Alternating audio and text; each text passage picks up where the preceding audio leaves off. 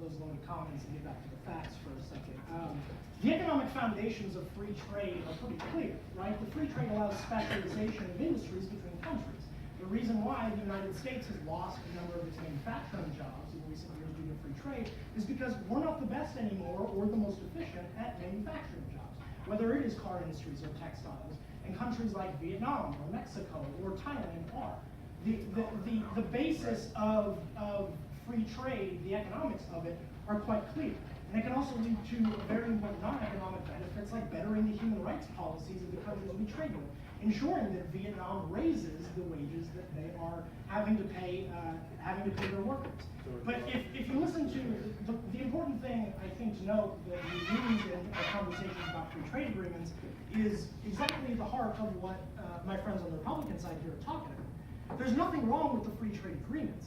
NAFTA created nearly 5 million new jobs in the United States. It allowed us to decrease our dependency on foreign oil from politically unstable regions like the Middle East and Venezuela. It also quadrupled the trade between Canada, the United States, and Mexico. So the entire issue that we have been talking about with free trade is more in the line of what we're doing domestically to deal with free trade. Absolutely, we have to do something to ensure that the thousands of Americans who are laid off when free trade happens, after NAFTA, after NAFTA in the car industries and the manufacturing industries, for example, that we have to ensure that we have better government programs that retrain them into, to get back into the labor force. We have to have a better access to education, whether it is higher education, vocational school, certificate programs, anything to get these people back into the labor force.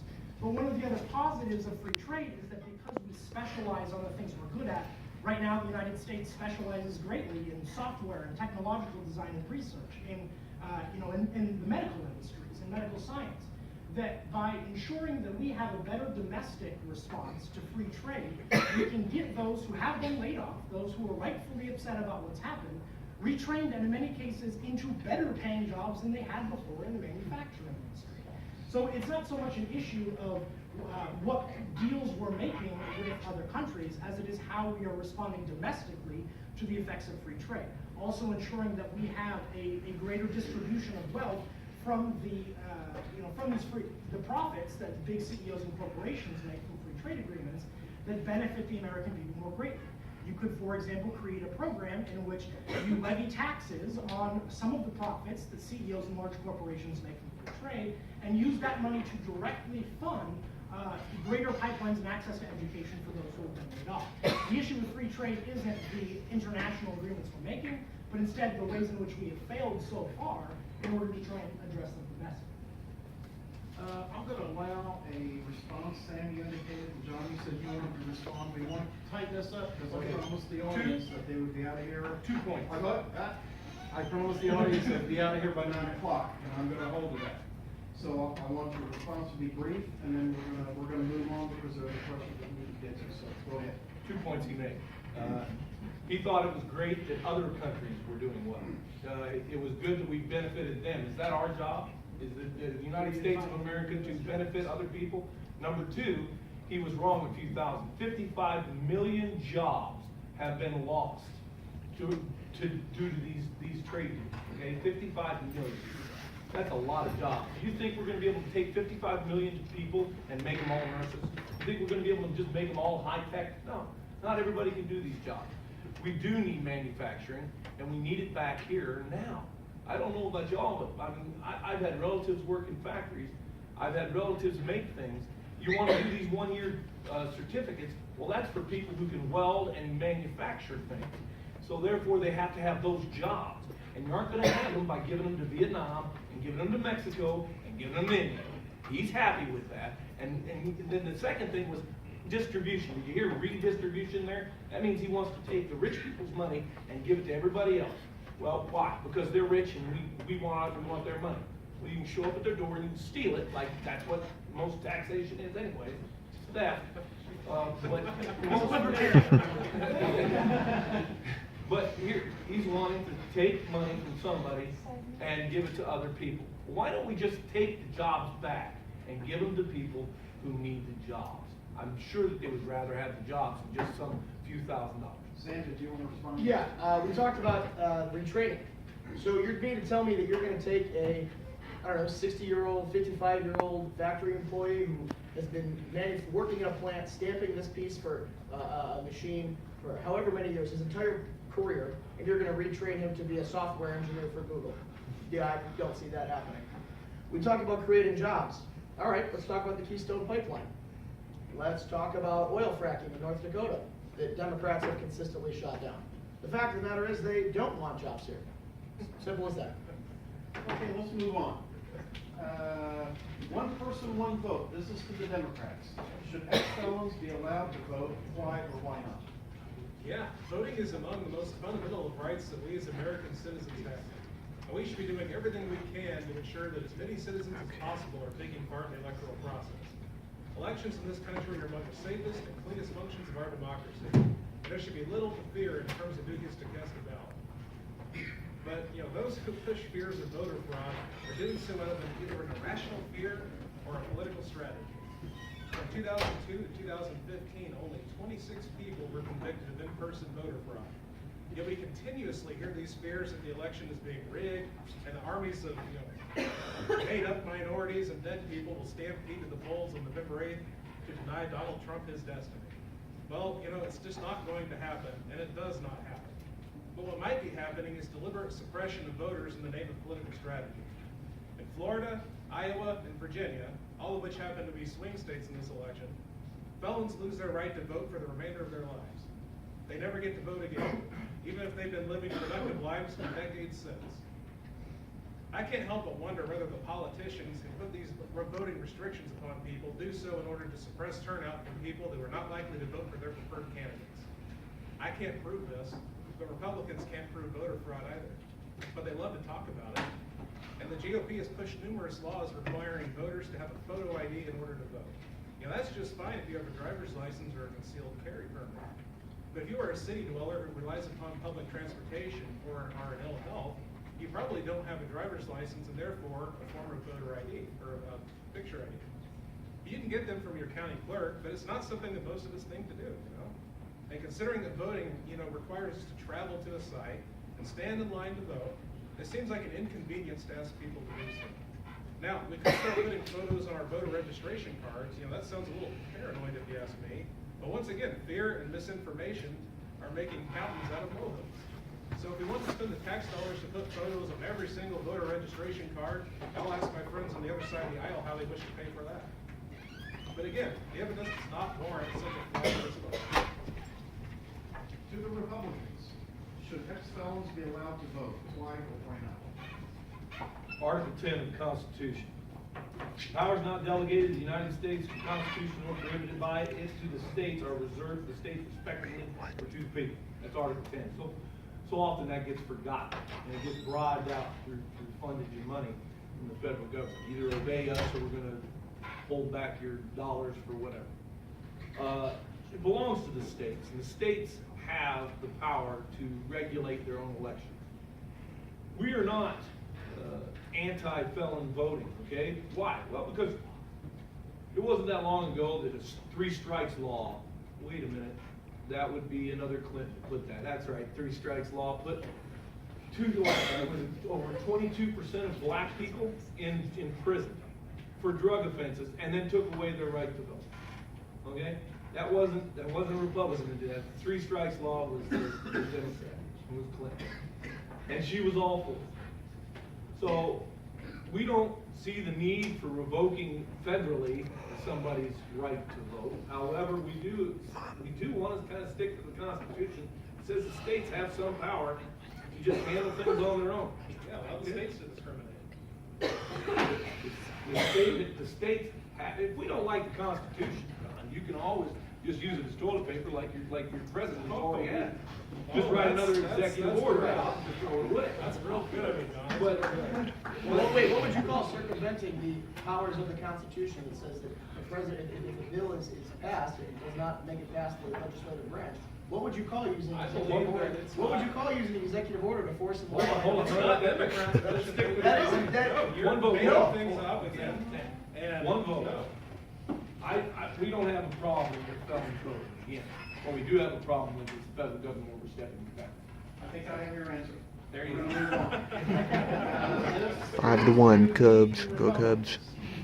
Racial profiling. What can be done to improve the racial divide in this country?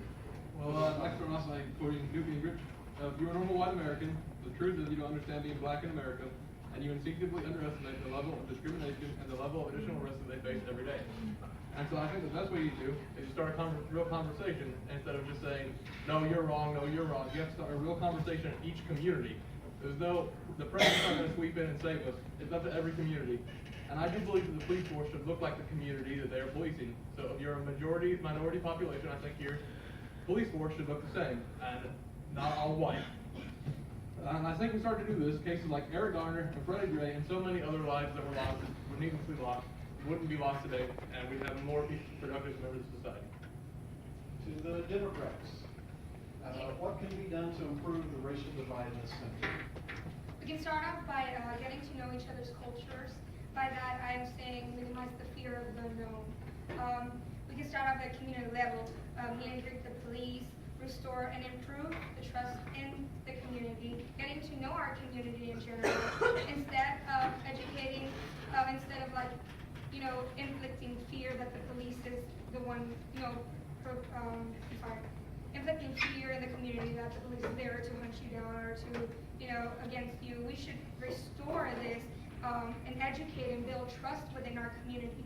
And I do agree, yes, that fear has been created, but for that matter, we should start educating and telling our kids, going back to how we were, how our police officers would come to our elementary school, we would check their hands, we would check out their cars, and it was just an amazing experience, and we thought they were our friends, but now, as we can see, people are fear, and there's laws such as profiling that has, stereotype, Hispanic, Black, minorities in general, and now these people are fearing for themselves. They are scared of being stopped simply for an traffic stop, and fear that they're going to get shot, because that's what people believe. We have built and inflicted and just overall just feared and created fear in the community. So we should just restore and educate. Tell these kids, like, look, this is your friend. He is to protect you, not to attack you.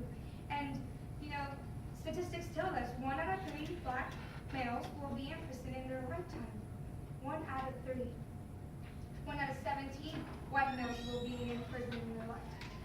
You can see there the division that has been created throughout many years. 14% of our population is Black, and 38% of the Black population is in prison. We can clearly see that this division has been created. And it has been created because of stereotype, because we are afraid of meeting new cultures, new races. We're afraid of other cultures because simply we have not experienced other things than just our community and our surroundings. And education is the way to take this. And overall, if you're afraid of someone, that's because you're just judging them and you're not getting to know them. So that would be, that's the way to go. And to say that it's not, the racism is not still alive, it is. I traveled to Tennessee, and it was the worst experience of my life. Just going to a restaurant, throwing a plate at me because I'm Hispanic, because my brothers are the darker skinned than me, was just horrendous. I thought we were far ahead of that, but we're not. And we just have to know each other, meet and greet each other, and restore that trust in our community. We have time for one question and then closing statements. So, and this is a big issue in this presidential campaign, the issue of immigration. This goes first to the Democrats.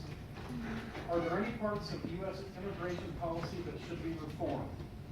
And the second question, should we give amnesty to undocumented immigrants?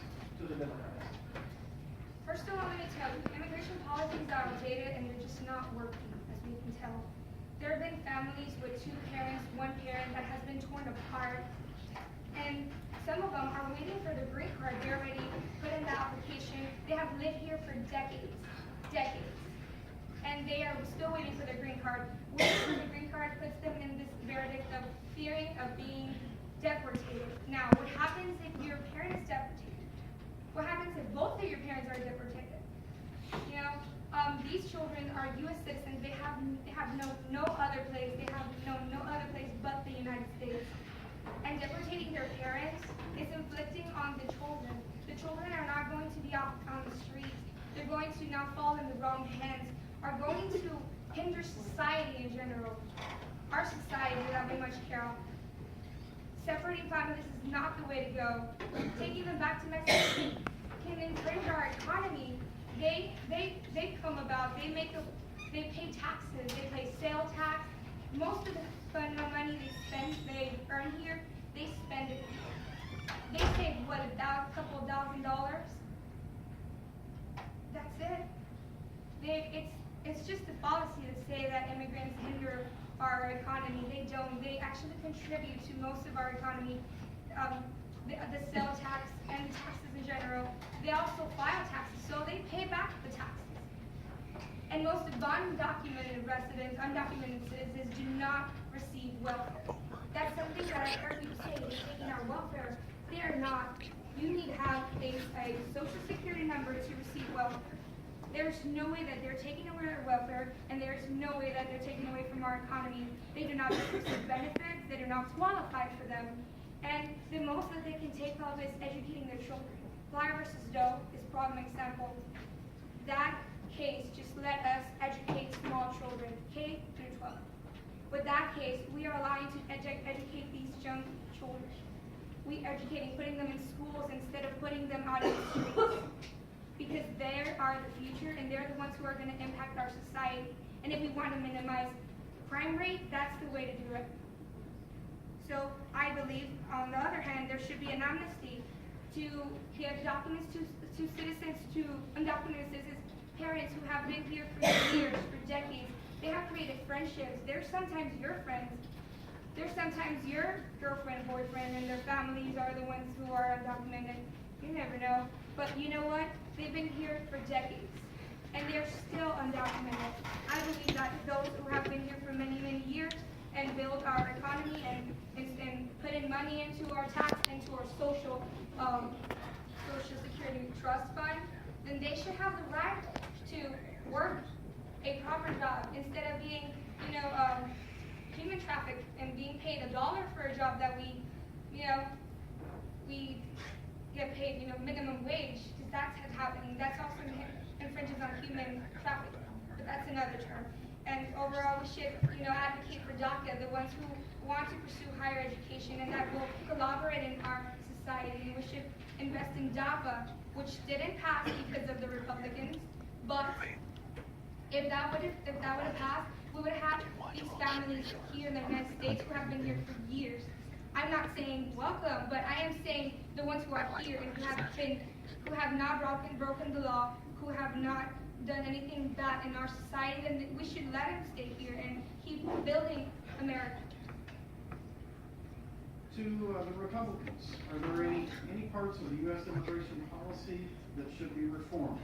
And the second question is, should we give amnesty to undocumented immigrants? Well, I'd like to just begin by addressing, the last comment that my compatriot across the way made, that they are here and they're not breaking any laws. By coming here illegally, by crossing the border illegally, you have violated U.S. law, and you are here illegally. You have broken the law. You are a criminal being here illegally. If you overstay your visa, you are a criminal. You have came to this country illegally. Now, what we need in America is to put citizens first. We need American citizens to come before anybody else. That is what the United States government and we as a people have an obligation to protect each other, each citizen, over somebody who is here illegally and breaking the law. It doesn't matter if you came here for whatever reason. If you came here illegally, you have broken the law. That is what the law says. Now, the United States is the only country where you can come, and when you get here illegally, you're given a driver's license. You're given welfare. You're given child care. You're given free education. You know what happens if you cross the border illegally into Saudi Arabia? You're killed or sent back. The United States, and I'm not saying that we need to emulate Saudi Arabia's policy, but I do not see anything wrong. I don't see anything wrong. Yes, she does take the money, and I see nothing wrong Oh, Dad. with sending back those that come here illegally. You have broken the law. If you come to the United States illegally for the sole purpose of having a child to keep you here, that should be a crime. You are abusing the system, and you are breaking the law. The other issue that we've talked about is a hot button issue is the bringing in Syrian refugees and Syrian immigrants. So according to Leon Rodriguez, who's the director of the U.S. Citizen Immigration Service, adults convicted of terrorist activity and criminal activity as well have been allowed in the United States on their testimony alone, meaning that they were brought in and allowed into the country without any further scrutiny. They were allowed in on their testimony alone. They were not screened at all. FBI Director James Comey has said, we don't have the ability, we don't have the manpower, we don't have the logistical support to screen all of these refugees coming to the United States. What is stopping us as a country from building a refugee camp in Syria? What is stopping a country in the Gulf states, like a Saudi Arabia, from taking these people? They've taken none. They've taken 0 refugees. So why are we shipping them across an ocean to a society that is completely different from their own, when we have countries that have similar religious, similar culture, similar societal norms? Why are they not going there? Why do they need to come to the United States? We don't have the ability to screen these people. And I'm gonna take a play out of the Obama book here, and I know this is gonna, upset some people. But Obama said that if stricter gun control saves only one child's life, then it's worth it. Well, I say if stricter immigration reform saves only one life, is it not worth it? You sure weren't for the gun? I am going to allow, Frida, you raised your hand, I'm gonna allow you 55 seconds to respond, and then we're gonna have closing statements, 2.5 minutes for each group. Frida, go ahead. I just want to say Yeah. that looking at some facts, we all have to go, you can just go look for it. Immigrants are less likely to break the law than a U.S. resident. They're less likely to break the law. You can just say, if you think about it like logically, you say they don't want to break the law because they don't want to be like taken to jail and thrown back to Mexico. Well, there it goes. That's your same fact. And most of these people come because they come here as asylum. They come here as refugees from their country because they're being ill, because they're being persecuted by gangs. They don't come here to take our jobs. They can have their own jobs over there in their country. Most of these people come here as asylum. They're here, they're scared of their country because gangs are persecuting them, and that's why they come here. And some of them come here with work permits. Republicans have brought foreigners to work here because they want cheap labor. Republicans were the ones who implemented this. They brought cheap labor, they brought them here, now they want to let them go? Well, now they formed a family here. You can't just bring them and let them go. And then refugees, Republicans were the ones who would drill oil from their countries, breaking it apart their country, breaking it apart their system, and that's the reason why now there's so much friction in their country. I don't know, ISIS Oh, no. We have closing statements. For the Democrats, you have 2 minutes. All right. Well, man, they fed you a lot of lines tonight, I can say that. And they're gonna have some more here in a minute. But you can point to virtually any social achievement of the past century. You're gonna find the Democratic Party centered on. Whether it's Social Security, voting rights for women, Civil Rights Act, Medicare and Medicaid, unemployment insurance, NASA, Americans with Disabilities Act, guaranteed student loan programs, minimum wage, the 40-hour work week, Head Start, FDIC, the Federal Home Loan Act, and the killing of bin Laden. You're going to find these things happen because the Democratic Party was willing to take a stand and often over the objections of the other party. We're proud to represent such a proud list of achievements, and we look forward to making even greater progress in the next 4 years and righting more wrongs with a continued Democratic White House and a Democratic Senate. But if Democrats and concerned Americans don't vote, we can't act. Instead, it'll be Donald Trump and maybe even Vladimir Putin who will decide the course of America's future, both at home and abroad. So please vote Democratic on November 8th, and to borrow an old slogan from decades ago, vote this time like your whole world depended on it. Thank you. And it does make a difference. Republicans, you have 2 minutes. Thank you. Well, first off, thanks all for coming. And as to the statement that Donald Trump and Vladimir Putin would be running the country, I would like to point out the FBI did investigate any ties that they would have and found no evidence. And they found that the Russians, Zero. Yeah. Republicans on the floor. So in this, I would just like to tell you why I'm a Republican. I'm a Republican because I believe the strength of our nation lies in the individual, and that each person's dignity, freedom, ability, and responsibility must be honored. That free enterprise and encouraging the individual initiative have brought our country national opportunity, economic growth, and prosperity. And the regulations that we're putting on all of our people are beginning to choke out our ability to continue forward in this new world. I also believe the government must practice fiscal responsibility and allow individuals to keep more of the money they earn. That all of your money shouldn't go to the government, and that men and women in Washington, D.C. don't know how to run your lives better than you do. Let's give them a warm round of applause.